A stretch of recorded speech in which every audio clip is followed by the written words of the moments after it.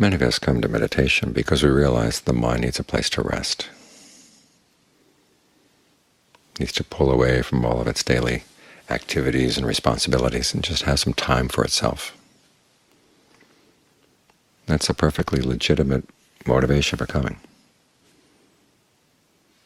Because if the mind doesn't rest, it's like a knife that hasn't been sharpened. You just keep using it and chopping and chopping and chopping, and it gets duller and duller and duller.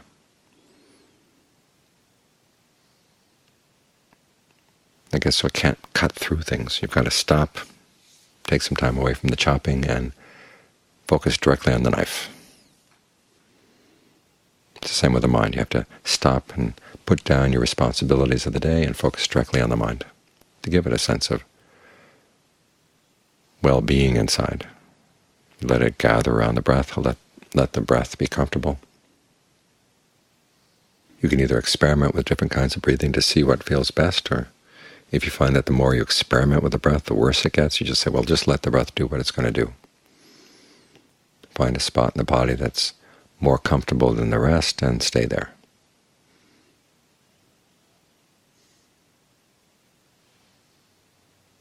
And give the mind permission not to go after things that it normally has to go after, or it has a sense that it has to go after.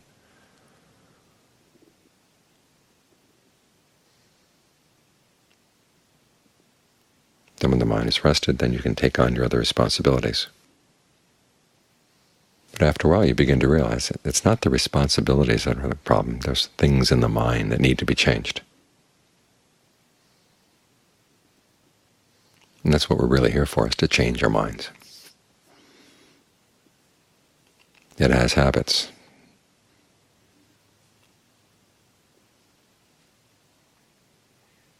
That when you look at them, you realize that this is not skillful. Creates trouble for other people, creates trouble for you. And often as the mind gets more quiet with the meditation and then comes out to its daily activities, the more quickly you're going to see that this is a problem and that's a problem inside the mind itself. So how are you going to deal with these problems? This is where the Buddhist teachings on determination come in well, handy.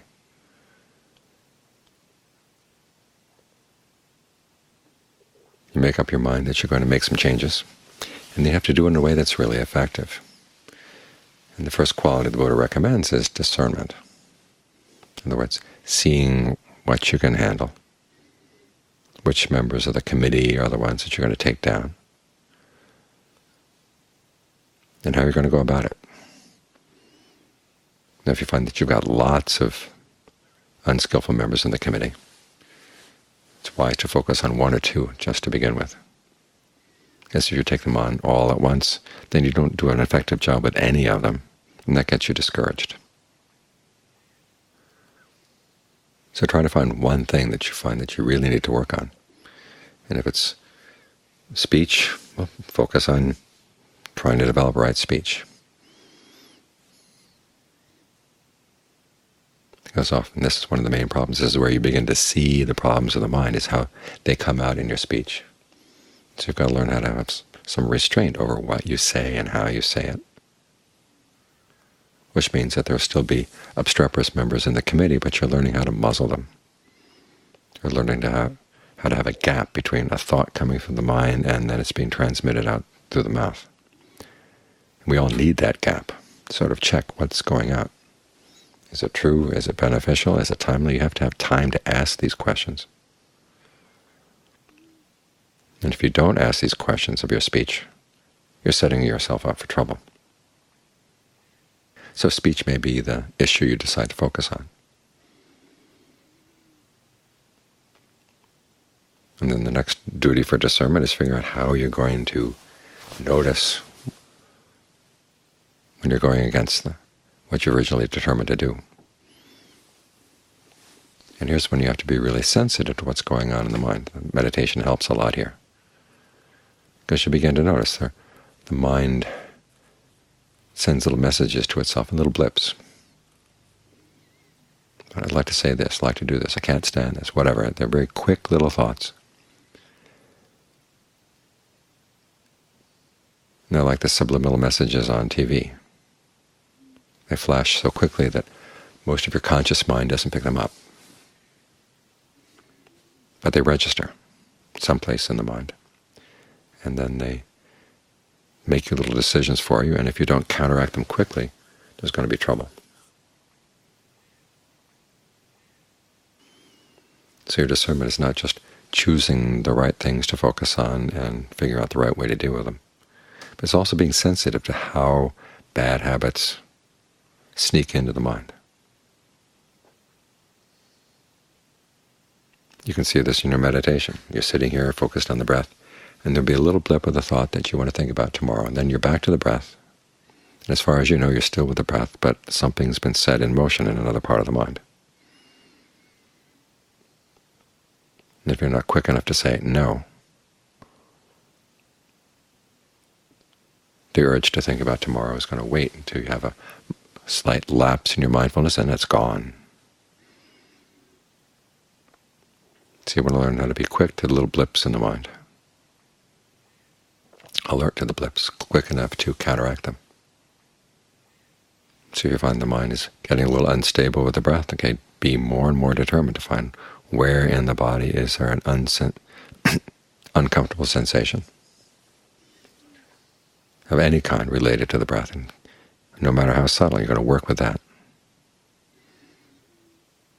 In other words, increase your determination to do something skillful and to do it in a way that feels really good. Because often the motivation for those little blips is that you're getting impatient, you want to look for some pleasure, and you don't see any pleasure right immediately around, so you come up with some other idea, and then you're gone. So give the mind pleasure through the breath. Give the mind pleasure through the concentration. There are healthy ways of finding pleasure in the present moment, so make the most of those.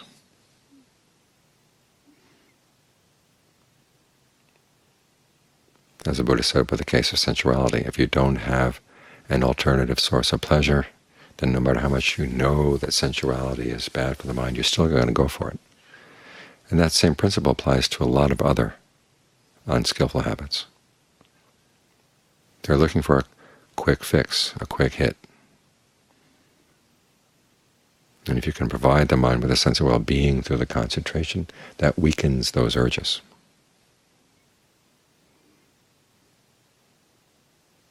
So discernment is the first quality the Buddha recommended. Truth is the second. In other words, you really carry through your determination. You don't let it get waylaid.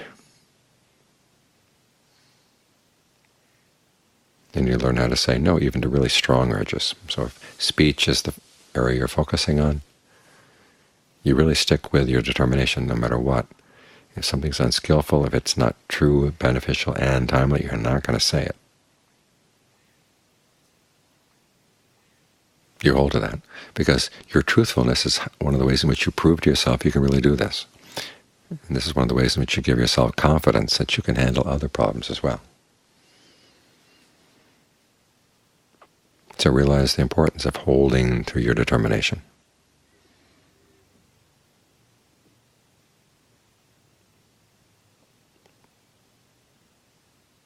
And then carry that through. Because after all, it is your well-being we're talking about. And if you don't look after your well-being, who else is going to do that for you? And if part of the mind says, well, it's kind of selfish just to look after your well-being, well, the fact that you're trying to make yourself more skillful is not benefiting just you. It's benefiting all the people around you as well. So whatever way you can to manage to motivate yourself to stick truthfully with your determination, stick with it. Whether you think of it as an act of compassion for yourself or others, or whether you focus on the dangers of not following through, or it's simply a matter of pride. You want to show to yourself you can do this. All of these are valid ways of motivating yourself. The third quality is relinquishment. In other words, any temptation that would pull you away from your determination, you let it go. You learn how to recognize it and let it go. This can come in all kinds of guises. Sometimes it seems to come in the guise of someone saying, well, you have to learn how to accept things. Well, accept the fact that you're responsible for your actions. If you're going to accept something, accept that. Accept the fact that your actions can change, your attitudes can change, your talents can change, your abilities can change if you work on them. Accept that. If the voice comes and says you're being too hard on yourself, well, check it to make sure whether it's true or not. Question these voices. The voice that says you've chosen the wrong thing to focus on, you've got to focus on something else. That can get you scattered all over the place. So unless you find that you have to work on A before you can deal with B, and you chose B as your focal point for your changing, if you find that okay, A really is necessary in order to deal with B, okay, then you focus on A. But otherwise, if it's just some alternative issue that comes up, you say, look, I've got to focus on this one first. And let those other issues go for the time being. You'll get back to them later.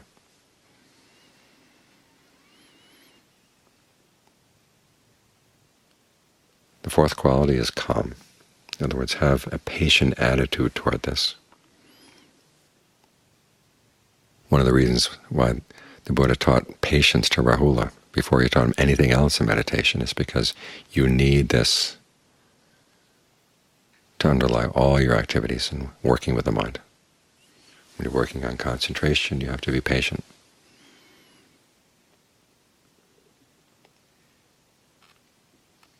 Whatever comes up in the mind, you don't let yourself get blown away by it. You're going to see things you don't like about yourself, and oftentimes that's hard. You learn how to recognize that you've got certain weaknesses that you didn't like to admit to yourself before. Well, be a good sport about it. We all have our weaknesses. This is part of being a human being. Learn how to have a good sense of humor around it as well. Recognize your foibles as foibles and say, oh, there's that one again. Don't let them turn into monsters in your mind. As you find working with one particular issue that you get more and more competent with it, that gives you the confidence in yourself to see your other issues with that certain sense of humor and detachment, because humor is one of the best ways of separating yourself from your defilements. You see your greed in action, you can laugh at it. That's a lot better than being scared by it and trying to pound it down.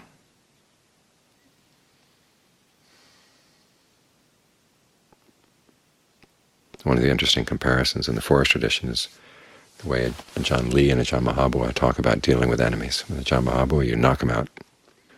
With Ajahn Lee, he says you try to convert them.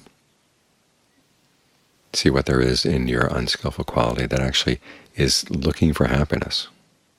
Try to understand it.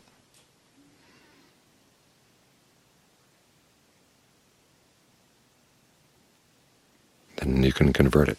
Say, look, the real happiness doesn't lie there. It lies someplace else. As Ajahn Lee says, you have to be heedful in this case because a lot of the unskillful qualities have a lot of tricks. But if you can learn to be trickier than they are, okay? And part of being tricky like this involves having a sense of humor.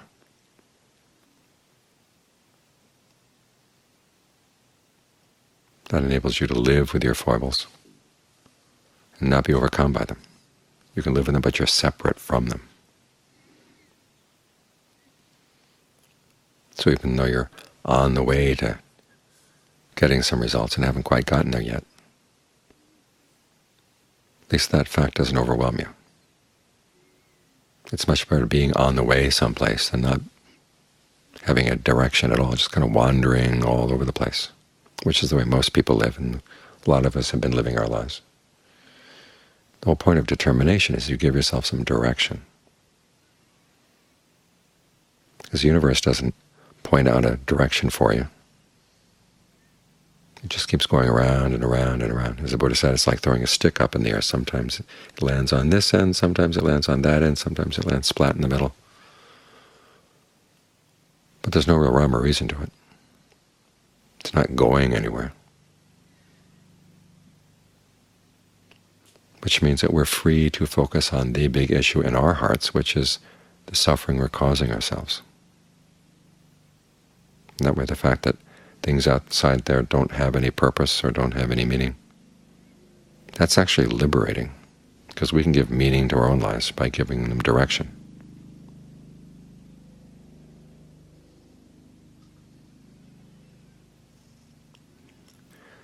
So one of the best ways of giving direction to your life is to realize there are things in your mind that can be changed, that need to be changed, if you want to be happy.